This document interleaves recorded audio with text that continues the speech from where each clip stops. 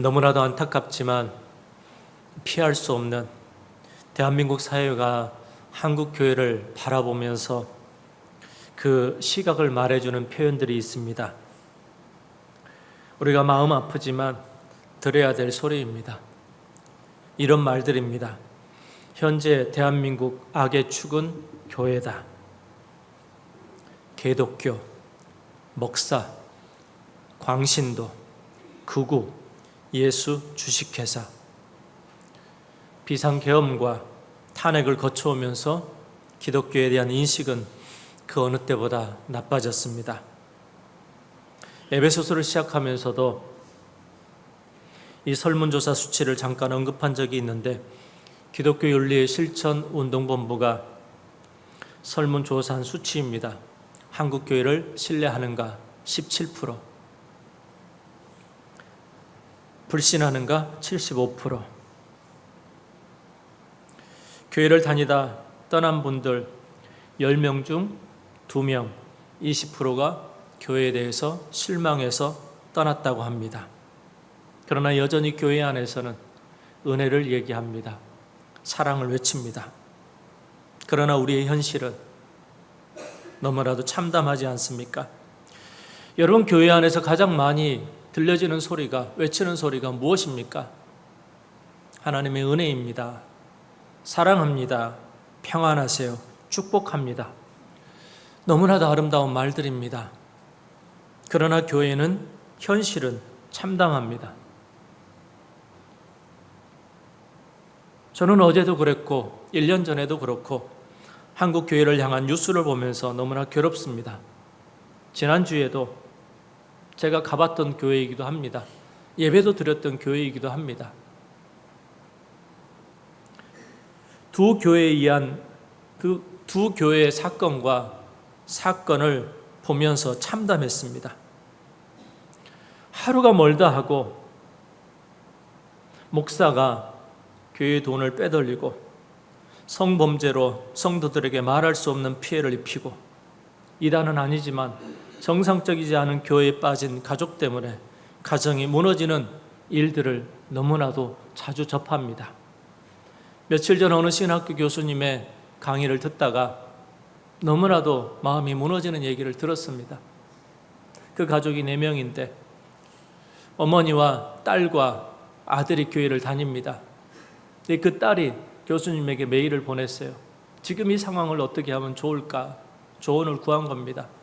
아버지가 교회를 안 다닙니다. 그런데 이 아버지가 지금 해야 되는 일이 있대요.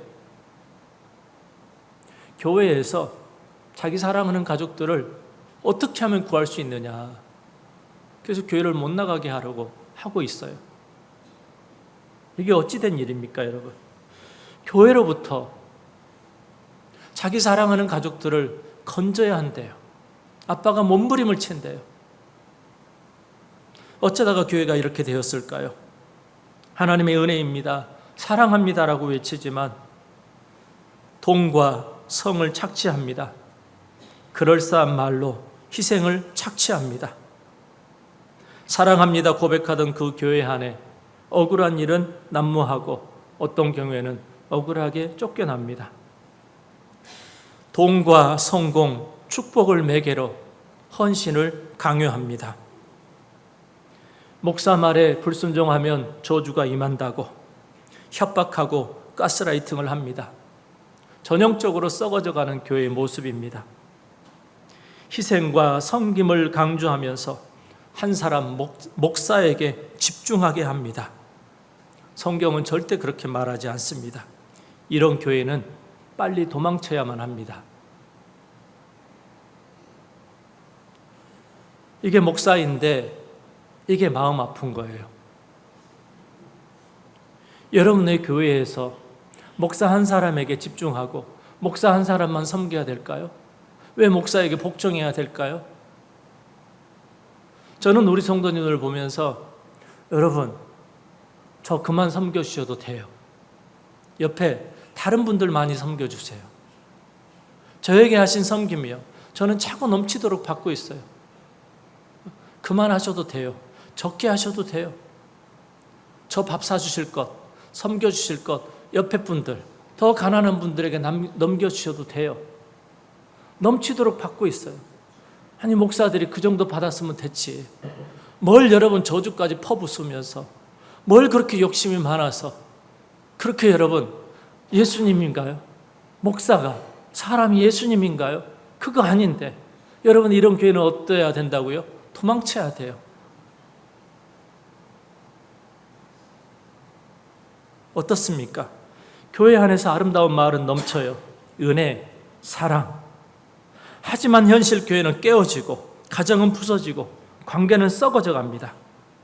저는 이 현실 안에서 적어도 우리 교회만큼은 우리가 많이 외치지만 하나님이 기뻐하시는 건강한 교회가 되기를 꿈꿔보는데요. 그리고 함께 울고 함께 웃는 교회, 너무나도 부족하지만 진정으로 서로를 위로하는 교회, 또 외치고 또 외치는데 한편으로는 사실 불안합니다. 왜요? 여러분 이 아픈 한국교회 현실을 보는데 우리는 다를까요? 우리의 사랑은 영원할까요? 우리 사랑은 깨어지지 않을까요? 이 두려움이 저에게 있는데, 이 불안함이 저에게 있는데, 이 불안함이 사도 바울에게 있더라고요. 오늘 본문은 에베소서 마지막 4절입니다. 이 편지 끝에 남긴 마지막 말, 그 바울이 마지막 남긴 말 요약해 드릴게요. 위로, 평안, 믿음, 사랑, 은혜. 교회 안에서 너무나 자주 외치고 있는 말인데 이 의미는 퇴색해서 가고 있는 것 아닐까요? 하지만 바울은 지금 깨어진 현실을 정면으로 응시하면서도 하늘 위에서 내린 하나님의 은혜를 또 소망하고 있습니다. 먼저 우리는 이 편지가 어디에서 써있는지 봐야 되겠죠? 우리 알고 있습니다. 감옥입니다. 본문 바로 앞에 20절에서 바울은 자신이 쇠사슬에 매인 사신이라고 이미 말씀했습니다. 복음을 전하다가 갇힌 사람, 그 사람이 지금 편지의 마지막을 쓰고 있습니다. 22절에 감옥에 갇힌 바울이 두기고를 통해서 하는 말입니다. 같이 읽을까요? 시작. 우리 사정을 알리고 또 너희 마음을 위로하기 위하여 내가 특별히 그를 너희에게 보내었노라. 아멘. 이상합니다. 지금 위로가 필요한 사람은 사도 바울입니다. 그런데 오히려 바울이 두기고를 보내는 이유가 너희 마음을 위로하기 위해서라고 말씀하고 있습니다. 감옥에 있는 사람이 밖에 있는 사람을 걱정하면서 위로합니다. 그리고 여기서 위로라고 하는 이 파라칼레오라고 하는 이 단어는 단순한 말의 위로가 아닙니다. 격려하다, 용기를 북돋다, 곁에서 힘을 불어넣다, 이런 많은 뜻이 있습니다. 그럼 바울이 왜 에베소 성도들에게 이 격려가 필요하다고 했을까요? 에베소 3장 13절 바울이 이렇게 말했습니다. 그러므로 너희에게 구하노니 너희를 위한 나의 여러 환난에 대하여 어떻게 알아요? 낙심하지 말라. 바울이 고난받고 있다는 이 소식이 성도들에게는 충격입니다. 그들의 믿음이 흔들릴 위기에 있습니다. 왜요? 하나님이 바울이 정말 사랑하실까? 함께하고 계실까? 그래서 바울은 동역자 두기고를 보냅니다. 편지는 교리는 전할 수 있어요. 그러나 바울이 지금 감옥 안에서 물론 힘들지만 착고에 채워져 있지만 그가 그 안에서도 어떻게 기뻐하고 있는지 그것을 말을 통해서 전하기를 원했던 것입니다. 그러면 바울이 두기고를 어떻게 소개하나 볼까요? 6장 21절 같이 읽습니다. 시작. 나의 사정 곧 내가 무엇을 하는지 너희에게도 알리려 하노니 사랑을 받은 형제요 주 안에서 진실한 일꾼인 두기고가 모든 일을 너희에게 알리리라. 아멘. 자, 두기고를 소개하는데 원어를 직역하면 이렇습니다. 주 안에서 사랑받는 형제이자 신실한 사역자 두기고. 사역자는 종이기도 합니다. 그리고 여기서 아주 중요한 수식어가 있죠. 우리가 처음 살펴봤죠. 주 안에서 엔퀴리오요. 두기고는 주 안에서 사랑받고 주 안에서 신실한 사역자였습니다. 하지만 두기고는 성경 어디를 봐도 두기고가 설교를 했다거나 위대한 기적을 일으킨 적이 한 번도 나오지 않습니다. 그런데 바울이 자기를 대신해서 에베소 교회를 격려하는 일을 이 사람에게 맡겼습니다. 무엇이 필요할까요? 주 안에서 사랑받는 형제요, 신실한 사역자. 이거면 충분합니다. 뭐 여러분, 학벌이 중요한가요? 얼마나 부자가 그게 중요한가요, 여러분? 외모가 필요한가요? 그거 말하지 않습니다. 그런데 사실 여러분, 두기고 같은 분이 우리 교회 안에 계실까요? 안 계실까요? 이상한 것은 이 두기고 같은 분은 눈에 잘 띄지 않습니다. 새벽마다, 아침마다 어디에 있든지 교회를 생각하면서 기도하는 분들, 드러나지는 않지만 자기 맡겨진 일 성실하게 감당하는 그런 분들, 묵묵히 자기 자리를 지키는 분들, 인정받지 못하는데, 알아주지 못하는데, 그분들이 두기고입니다. 저는 우리 교회 안에 이 두기고들이 많다고 봅니다. 바울이 두기고를 주 안에서 사랑받는 형제, 신실한 사역자라고 불렀을 때 그 호칭이 우리 교회 누군가에게 불려져도 전혀 어색하지 않고 부끄럽지 않다고 생각합니다. 그래서 목사님 저는요, 참 너무나 감사합니다.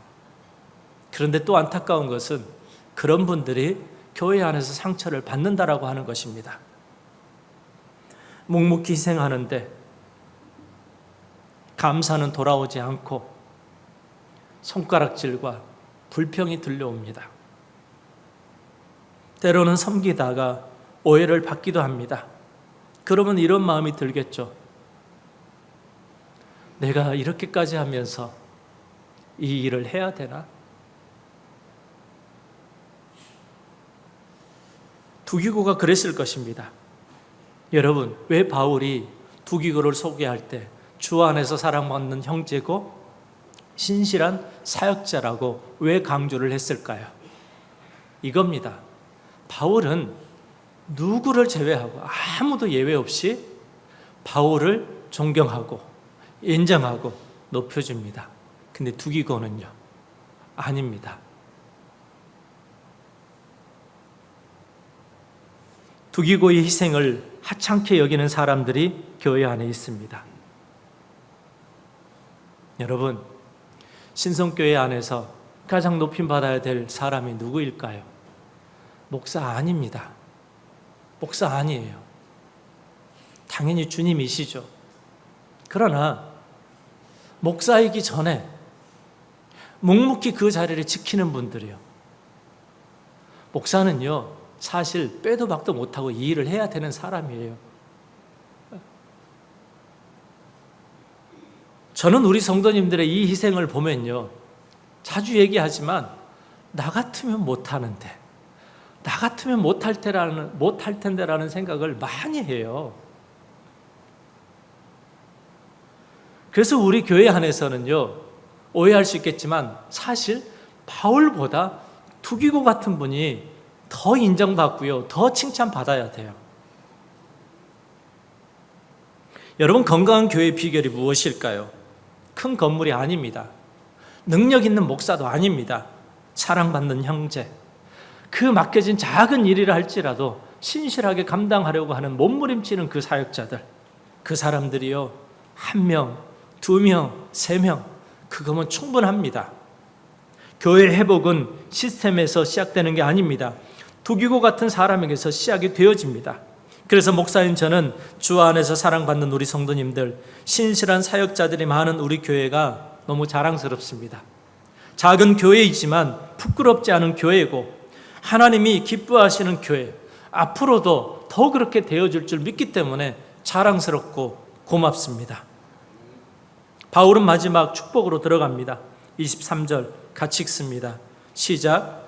아버지 하나님과 주 예수 그리스도께로부터 평안과 믿음을 겸한 사랑이 형제들에게 있을지어다. 아멘. 자, 여러분 주목해 보십시오. 평안과 믿음, 사랑이 있다입니까? 있을지어다입니까? 있을지어다입니다. 빌고 있습니다. 왜냐? 에베소 교회 성도들을 위해서 이 평안과 믿음을 겸한 사랑이 형제들에게 있기를 빌고 있는데 아직 부족하다라는 얘기입니다. 평안과 믿음, 사랑이 완전하다면, 충만하다면 빌 필요가 없습니다. 이 에베소 교회 평강과 사랑이 위협받고 있습니다. 흔들리고 있습니다. 우리 교회 안에 저는 확신합니다. 하나님의 은혜가, 그리고 평강이, 믿음이 많은 분들에게 있는 줄 믿습니다.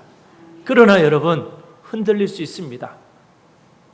그래서 우리가 날마다 기도해야 될 게 이겁니다. 여러분, 왜 바울이 이 편지를 써야 했는지 기억하십시오.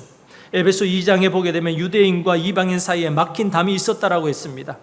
그런데 이미 예수 그리스도가 그 막힌 담을 십자가로 허셨다고 했어요. 그런데 보십시오. 사람이라고 하는 것이요, 아무리 믿음이 있다 할지라도요, 사람이 모이면요, 예수님이 그 허물어버린 그 담을요, 인간들은 다시 쌓아요. 우리 각 성교회 안에 여러분, 주님이 그 막힌 담을 허셨는데 우리들이 쌓는다라는 거예요. 누가 쌓아요?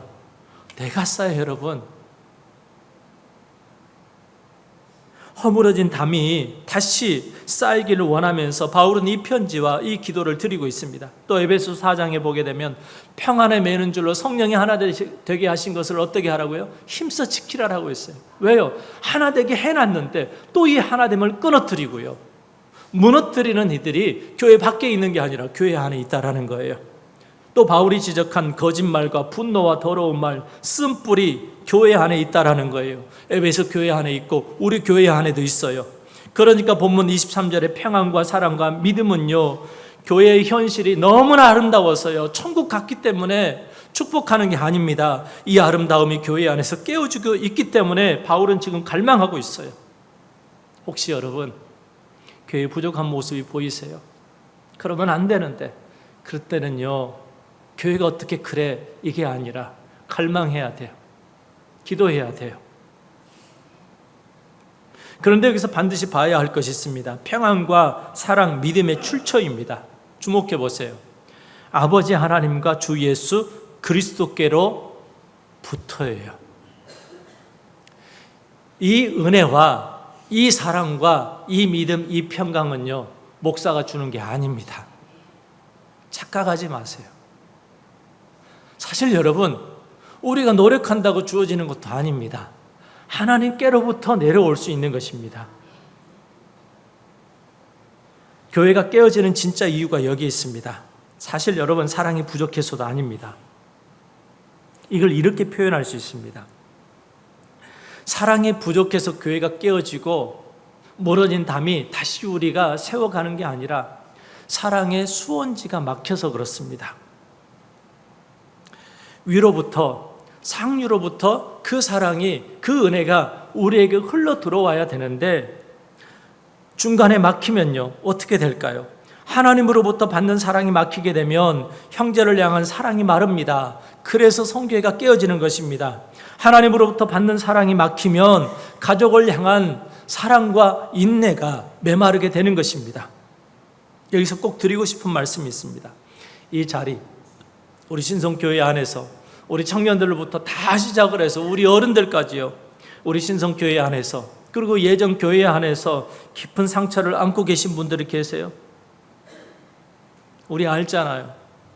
믿었던 공동체에서 배신당한 아픔이 얼마나 큰지, 얼마나 깊은지. 그 상처의 흔적은요, 영원히 주님 오실 때까지 사라지지 않을 것입니다. 하나님의 이름으로 모인 곳에서 가족이라고 하는 우리들이 그 가족을 통해서 하나님의 자녀들로 인하여서 상처를 받으면 우리는 하나님의 사랑까지 의심하게 됩니다. 교회가 이래야 되는 건가? 사랑의 하나님이 맞나? 정말 하나님이 우리 교회 안에 계신 것이 맞나?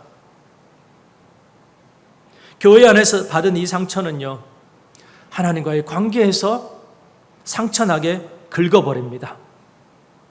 그런데 중요한 것이 있습니다.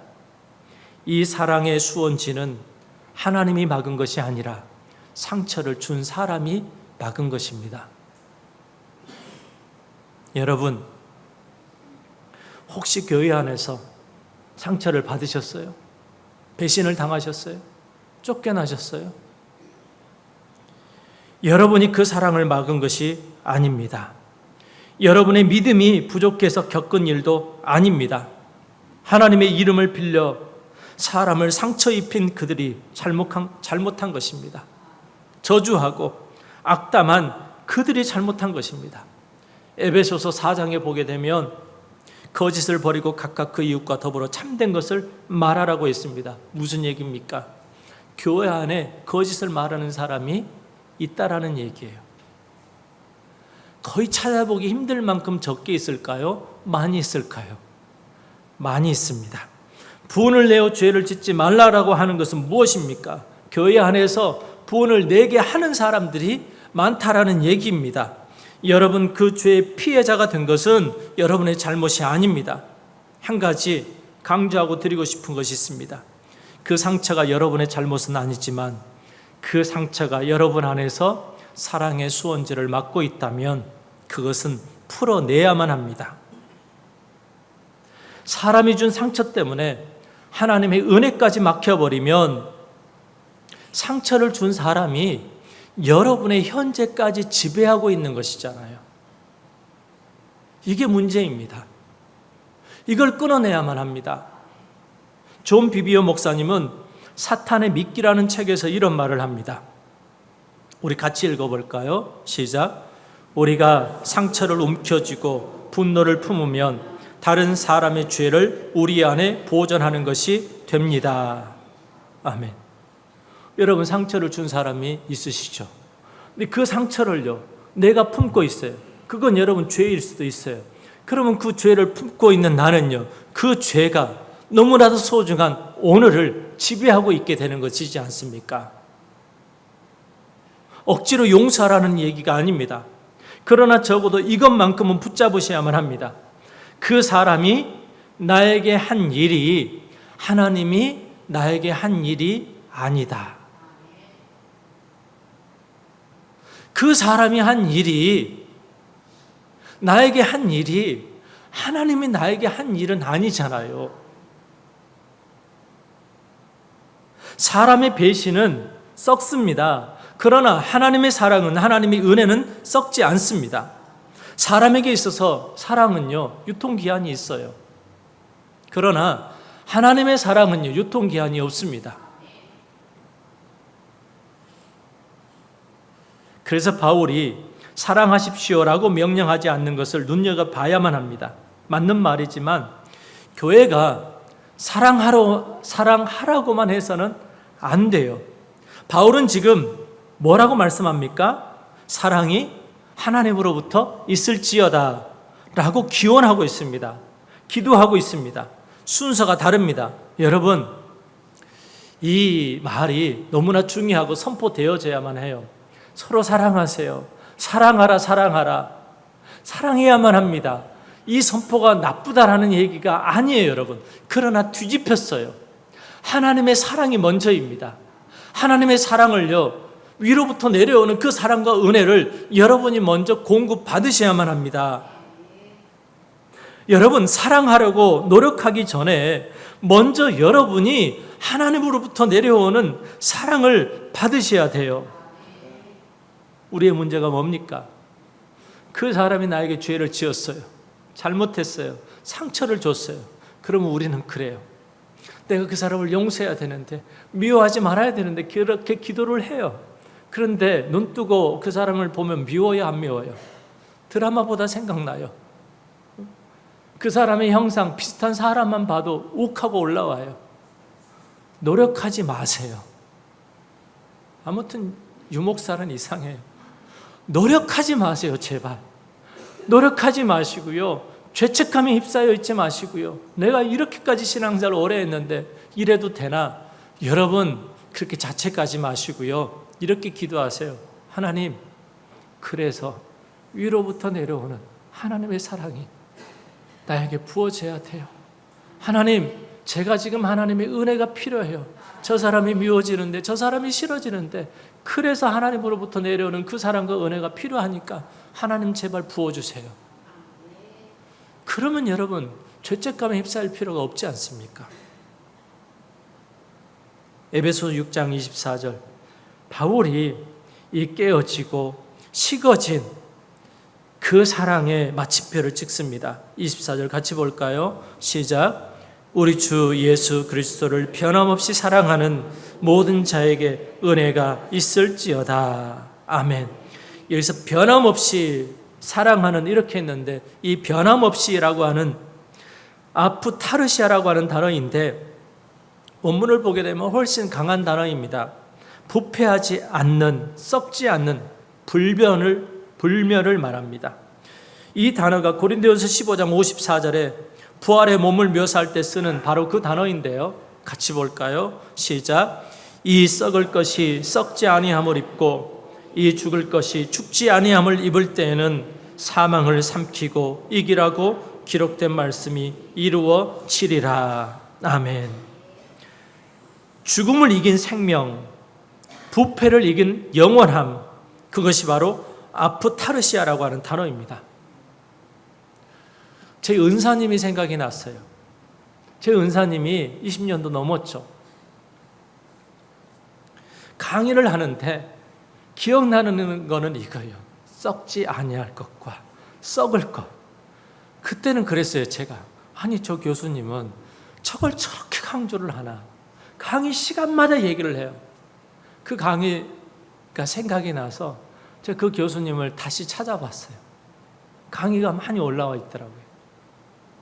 여러분, 여기서 썩지 아니할 것, 부패하지 않는, 죽음을 이긴 영원한 생명. 바울이 지금 에베소 전체의 마지막 단어를 선택하는데요, 결론 짓는 데 있어서 석방을 요구한 것도 아니고 원수에 대한 저주도 아닙니다. 썩지 않는 은혜, 썩지 않는 그 사랑을 갈망하고 있습니다. 우리에게 지금 필요한 것이 무엇입니까?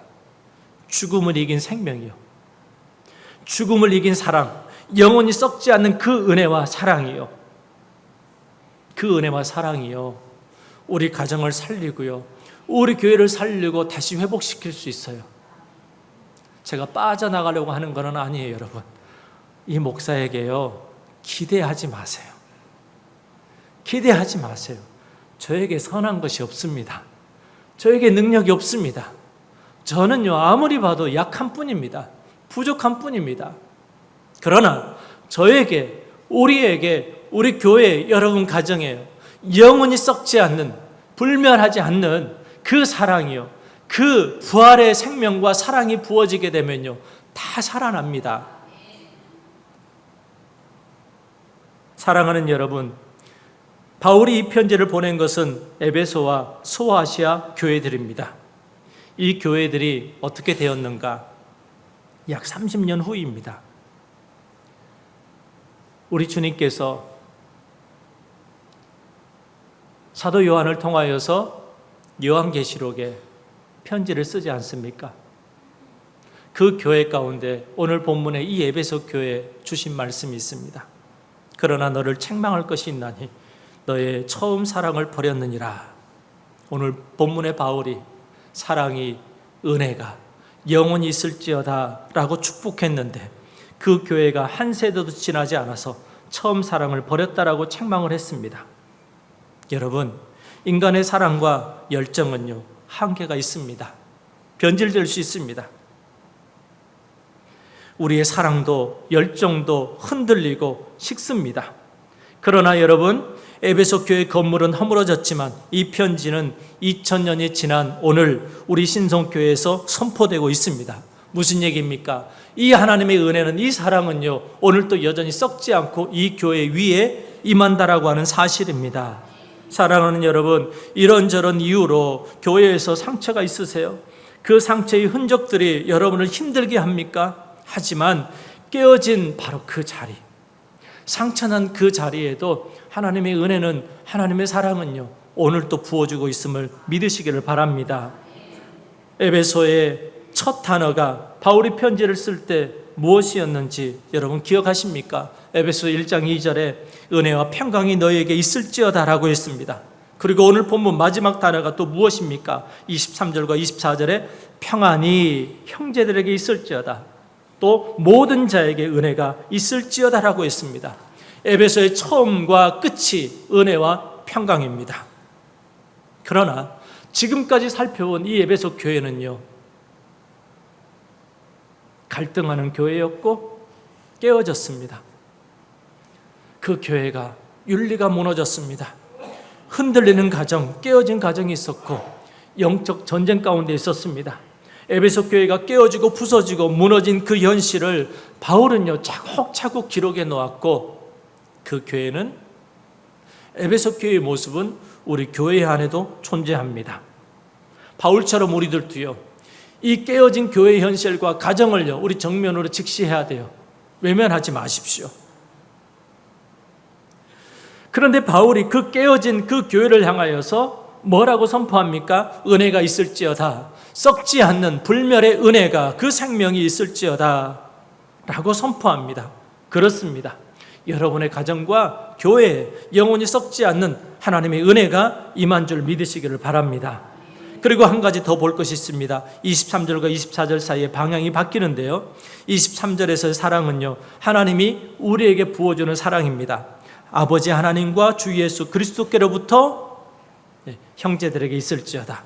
그리고 24절의 사랑의 방향이 바뀝니다. 우리 주 예수 그리스도를 변함없이 사랑하는 모든 자에게. 보십시오. 하나님의 사랑과 은혜가 위로부터 에베소 교회에 부어졌습니다. 우리 교회에 부어졌습니다. 그런데 바울이 그 교회 안에 깨어졌지만, 부서졌지만, 도덕적으로도 윤리적으로도 신앙적으로도 문제가 있지만 그 안에 여전히 그리스도를 사랑하는 모든 자가 있다라고 말합니다. 사랑하는 여러분, 이 순서를 꼭 기억하십시오. 하나님이 먼저 우리를 사랑하셨습니다. 그 사랑이 우리에게 내려왔습니다. 그리고 이제 마지막에 비로소 우리의 응답이 필요합니다. 받은 사랑이 드리는 사랑이요. 여러분, 이 순서를 뒤집으면 율법주의가 됩니다. 속지 마십시오. 이렇게 해야, 저렇게 해야 하나님께 사랑받는다? 속지 마십시오. 그거는 율법주의이고 그건 종들이라 하는 것입니다. 오늘 여기 계신 여러분들은 하나님의 사랑받는 자녀입니다. 그러면 여러분은 이미 사랑을 받았습니다. 그래서 이제 우리는 사랑을 받기 위해서 신앙생활을 하는 것이 아니라, 노력하는 것이 아니라 사랑을 받았으니까 드리는 사람이 될 수 있지 않습니까? 교회에서 상처받고 이 자리에 오신 분들이요, 여러분 다시 교회를 사랑할 수 있는 것은요 어떻게 가능할까요? 여러분의 마음이 넓어서도 아닙니다. 여러분이 노력해서도 아닙니다. 하나님의 은혜가, 사랑이 그 깨어진 여러분의 그 마음의 자리에 부어져야지만이 가능합니다. 저는 교회 안에서 묵묵히 섬기다가 지치신 분들, 여러분의 섬김이 계속될 수 있는 그것은 여러분의 인내도 체력도 노력도 필요했겠지만, 가장 중요한 것은 썩지 않는 은혜가, 썩지 않는 사랑이, 불변한 그 생명이 여러분에게 흐르고 있기 때문임을 믿으시기를 바랍니다. 저는 오늘 시작부터 이 한국 교회와 우리의 아픔을 나눴습니다. 목사로서 한국 교회의 아픔을 보면서, 교회의 이런저런 약함을 보면서 너무 괴롭습니다. 기도하면서 울 때가 있습니다.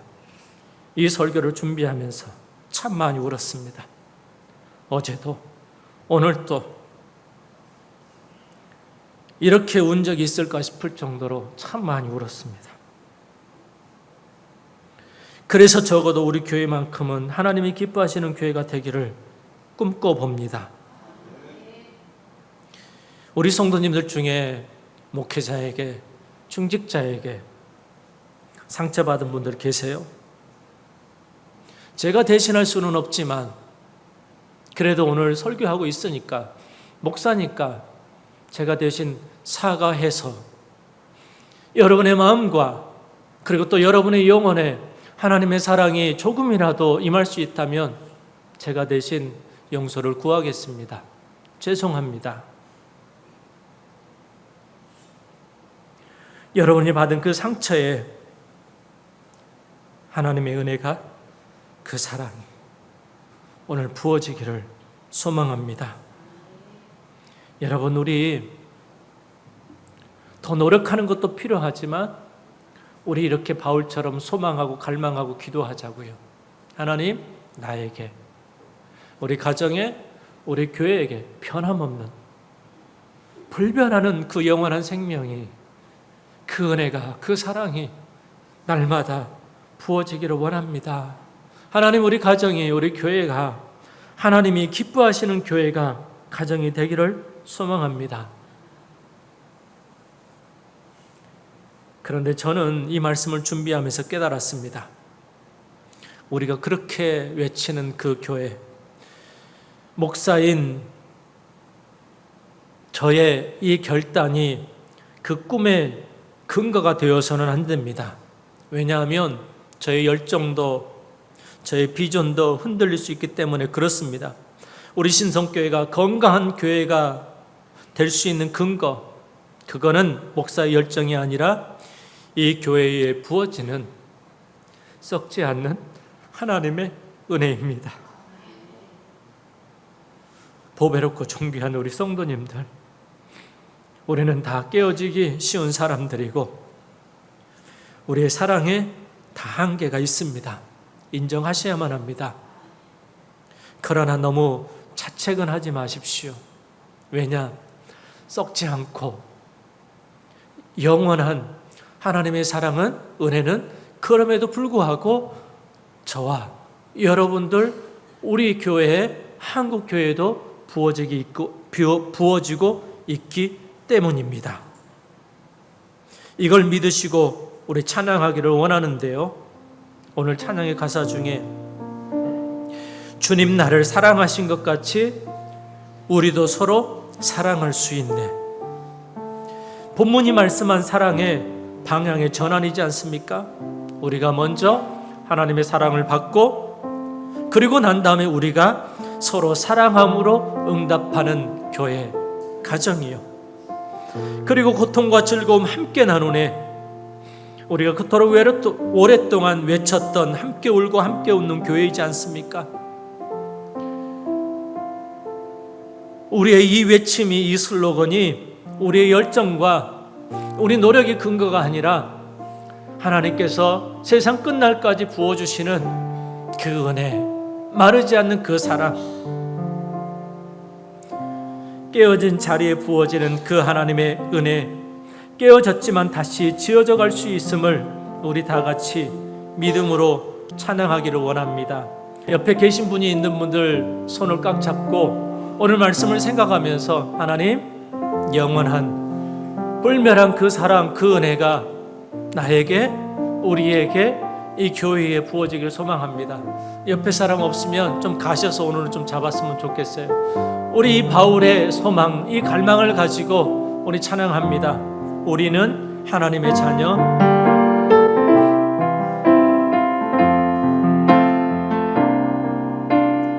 우리는 하나님의 자녀, 주 사랑 안에 우리 거할 때 주님 나를 사랑하신 것 같이 우리도 서로 사랑할 수 있네. 우리는 주의 몸 된 교회, 우리는 주의 몸 된 교회, 뭐든지 제가 하나 될 때 예수님의 마음을 닮아가며 고통과 즐거움 함께 나누네. 하나님 안에서, 하나님 안에서 우리 서로 이어져 주가 거하신 성전이 되네. 모퉁이 돌 되신 예수와 하나 되게 하신 성령 안에 함께 지어 다시 한번 하나님 안에서, 하나님 우리 서로 이어져 주가 거하실 성전이 되네. 빛돌 되신 예수와 하나 되게 하신 성령 안에 함께 지어져 가네. 우리 다 같이 그 손을 잡고 계속해서 기도하기를 원합니다. 살아계신 하나님, 거룩과 사랑과 은혜를 말하지만 교회는 깨어지고 가정은 부서지고 관계는 썩어져 가고 있습니다. 신성가족 모두가 주님 안에서 사랑받는 형제요 신실한 사역자 되게 하여 주옵소서. 저희의 노력과 의지로 불가능합니다. 인간의 열정과 사랑은 식어집니다. 하나님과 예수 그리스도로부터 부어지는 은혜와 믿음과 사랑이 평강이 저희들 개인과 가정과 교회에 부어지는 이 시간 되게 하여 주옵소서. 우리 다 같이 주여 한번 외치고 기도하시겠습니다. 주여